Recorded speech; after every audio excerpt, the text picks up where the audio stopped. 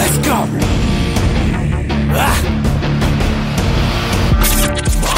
You're listening to the Cage Nation TV Prizefight Podcast.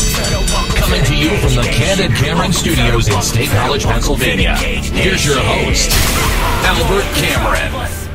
Ladies and gentlemen, thank you very much for joining us on the Prizefight Podcast. Because we are so busy and we have so much going on, there won't be a mixtape this week, but we are working on bringing it back, bringing you guys new local music straight to your ears right here on the Cage Nation TV Prizefight Podcast. We're going to get it started off in a way that I'd hope I wouldn't have to do for another while with Kevin Randleman passing away, but we have the unfortunate duty of letting you guys know that Steve Superfly Smith, a fighter out of the Ohio area, has passed away and is gone.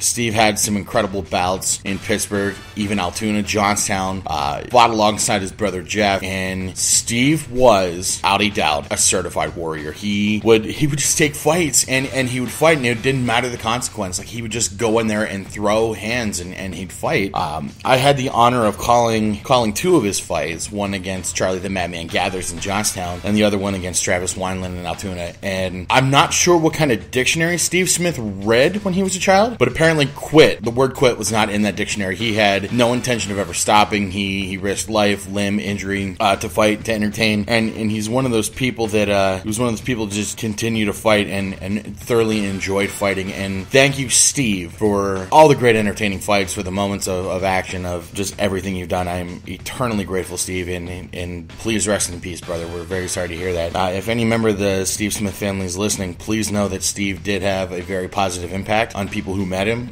and who watched his fights, who just got to know the guy. I mean, I didn't know him as well as I'd like to, but he did all of his talking in the cage. All of his great communicating was in the middle of combat, and I'm glad I got to see him fight. It was one of those things that I'm very glad that I was able to take part of. And local Pittsburgh, Ohio MMA has really lost someone who was really, really worth the sweat on their gloves, and Steve Smith will be missed. So Steve Superfly Smith has passed away, and we're very, very, very sorry to have to report that news. Speaking of the Pittsburgh fight scene, it was announced via Facebook that the Death Star Worthy is looking to make a comeback, but not at Pinnacle. He's looking to arrange a fight for the Gladiators of the Cage promotion. Gladiators of the Cage will be holding an event in March, as will Pinnacle FC, and it's big news. I mean, anytime that you have a guy who's as big and as prominent in Pittsburgh as Worthy, anytime he's fighting somewhere, it's noteworthy. It's noteworthy, worthy, noteworthy. That's clever, Albert, you simple bastard. But Worthy fighting for Gladiators of the Cage is noteworthy. Now, Gladiators of the Cage and Pinnacle are able to coexist in Pittsburgh. They're able to put on great fights without getting in each other's hair and without any animosity or bad blood, and that's a beautiful thing for the fight world, especially in Pittsburgh. Pittsburgh has put on some great fights, and if Gladiators and Pinnacle is able to coexist, then you know who wins? The fight fans do. We're all able to see much better, just quality fights all the time, because you have two brands, two folks who are working continuously to try and bring top quality fights, top gear, high intensity, high action, and that's good. So for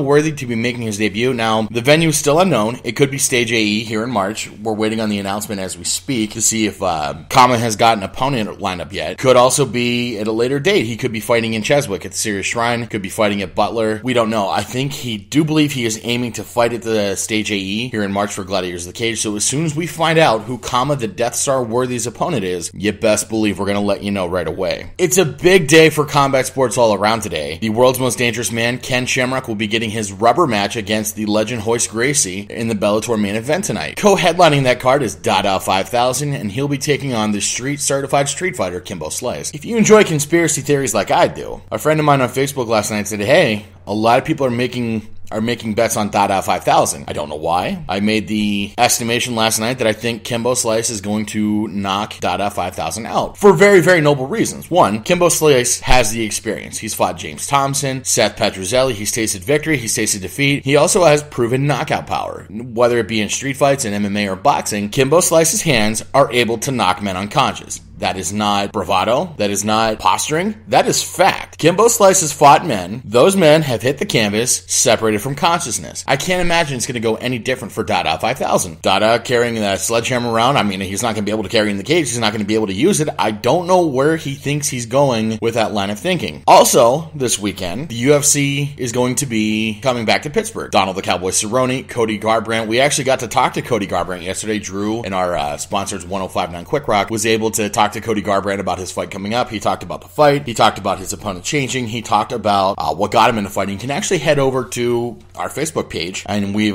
posted the link for that interview. Check it out. It's certainly worth hearing. What got me on that tangent, not so much to report on the fights that are happening, but the fight that looks like is going to happen. The Your Fight series, or UR Fight, I'm not sure, these kids and their crazy text lingo these days, out of Arizona. It's letter U, it's in uniform, letter R is in Romeo, fight. They're going to be promoting out of Arizona. Now, it's kind of bizarre. I mean, it's like a culmination of different combat sports coming together. It's professional wrestling, which, who cares, MMA, and then boxing. But they're like, oh, there's also grappling too. There's grappling. But we talked about like freak show fights and spectacle events. Scheduled on the Your Fight series will be Kurt Angle, Olympic gold medalist, and he'll be taking on Rey Mysterio Jr. in a pro wrestling match. Michael the Count Bisping is scheduled to take on Chael Sonnen in a grappling match. If he's able to get through Gracie without a medical suspension, Ken, the world's most dangerous man, will be taking on Dan the Beast Severn coming out of retirement. Now here's the really odd part about this. Roy Jones Jr. is scheduled to fight a fan. A fan's gonna be drawn. Roy Jones Jr. is gonna be fighting a fan. That sounds terrible. That is a terrible idea. No real thought needs to go into that. That just sounds awful. It cheapens boxing. It cheapens the event. It really seems like either a tough man or fights are being fixed. I want no part of it. That just sounds like a miserable failure waiting to happen. And I would like to see Shamrock fight Severn. I think Shamrock and Severn's a better fight than Gracie and Shamrock. But Bellator doesn't pay me to think, and that's okay. If they're listening, that's okay too. Scott, if you're listening, give me a call. We'll chat sometime. Speaking of Bellator, it's actually a Bellator heavy episode of the podcast today. Speaking of Bellator, Quinton Rampage Jackson has reached an amicable settlement with Bellator.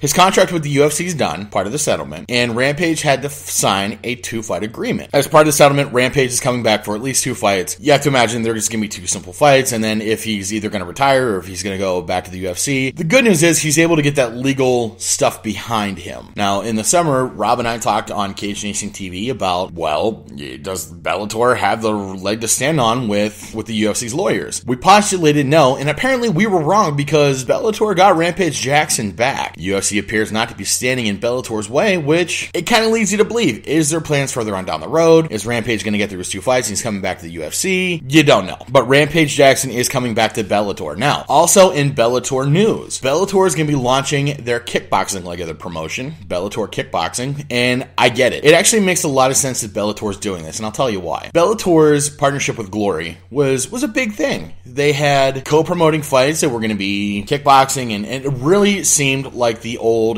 New Year's Eve events between Pride and Dynamite, where there was kickboxing, there was MMA, even the Inoki Bombaye, which would have been pro wrestling and MMA, all that kind of stuff. It's a good novelty. Is it going to be super successful over here in the United States? Possibly. Quite possibly. Kickboxing is on a meteoric rise in North American fandomship. Brad the Machine Gun Mountain, a local fighter out of Altoona who fought a Complete Devastation MMA, who fought in Virginia, is doing very, very well in kickboxing right now. So with Bellator Kickboxing, it's a stable promotion for kickboxing here in North America, and I really think their deal with Spike TV, if their viewership maintains because of Spike TV's being moved up on the Comcast pricing tier, kickboxing could get a further foothold here in North America. Are they going to be competing directly with Glory? Well, with Glory's recent deal announced with Fight Pass, I think it's going to be difficult because with the UFC resources behind a promotion, it seems like you might be better off, but that's not always the case. Titan FC had to cancel an event and they couldn't pay fighters, and they're on UFC Fight Pass, so it's going to be interesting. Now, if you're wondering,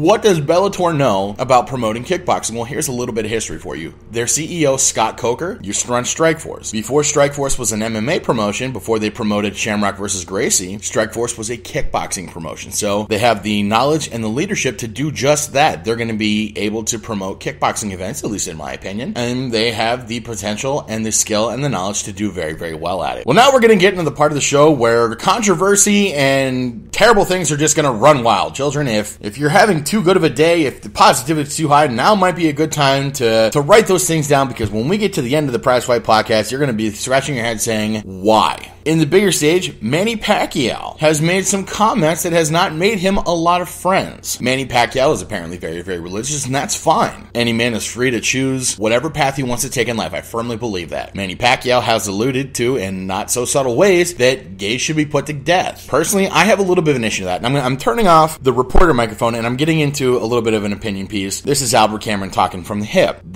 If Manny Pacquiao feels that way, that is fine. I cannot stop one man from having one opinion or another. But to say that another man needs to be put to death because of his lifestyle, because of things he may or may not be able to change, that is wrong. And it's one thing if it was just Manny Pacquiao, the boxer, flapping his gums, just talking and just saying things to be heard. If it were Floyd Mayweather, I don't think I'd care as much, because they're athletes. Athletes say stupid things all the time. The problem with Manny Pacquiao is he's a politician over in the Philippines. He is a country leader. When leaders openly spread hate speech like that, that's a problem. Because if your leaders are openly spreading hate speech like that, then it becomes okay for your constituents to feel that way. And you start generating this culture of hate and discrimination, and that's wrong. Every man has the right to feel differently about whatever he wants to feel right about. But when the leaders who are responsible for public welfare and the safety of your constituents, and I'm going to guess, and I'm not sure, but I'm going to guess that Manny Pacquiao might have some gay constituents in the Philippines, well, now those people don't feel protected or accurately represented now, do they? That's the problem with Manny Pacquiao Bible thumping the way he has. He's actually quoting the Bible, and he's spreading hate speech. That's my problem with Manny Pacquiao, and that's really the last thing I'm going to say about it. Manny Pacquiao was a legendary boxer, but I really think that this has tarnished his reputation, and I really think that this hate speech that he's been putting out there is going to do him more harm than good in the long run. Albert Cameron believes in every man's right to pursue happiness, to do what makes them them, to stay true to themselves. And with Manny Pacquiao being a country leader, he's really not doing anyone any favors by the way he's talking. More controversy, ladies and gentlemen. BJ Penn has recently been training with Jackson Wink MMA because he's planning on a UFC return. Well, that return has been completely derailed for the time being. BJ Penn has some serious allegations coming up against him. A former writer for BJPenn.com, Pedro Carrasco, has accused BJ Penn of having a serious drug problem since he was a kid, but is also accusing BJ Penn of sexual misconduct. He took to Twitter and to social media to out these allegations against BJ Penn, and the UFC, doing the responsible thing, has suspended BJ Penn's return until these allegations can be investigated and BJ Penn can be cleared. Now, every man has his day in court. The American judicial system says a man is innocent until proven guilty. So, until proof comes out, until a jury of BJ Penn's peers come out, BJ Penn has allegedly done these things. He's being accused of doing these things. Now, if you enjoy conspiracy theories like Albert Cameron does, you know that, well, you don't know, but I saw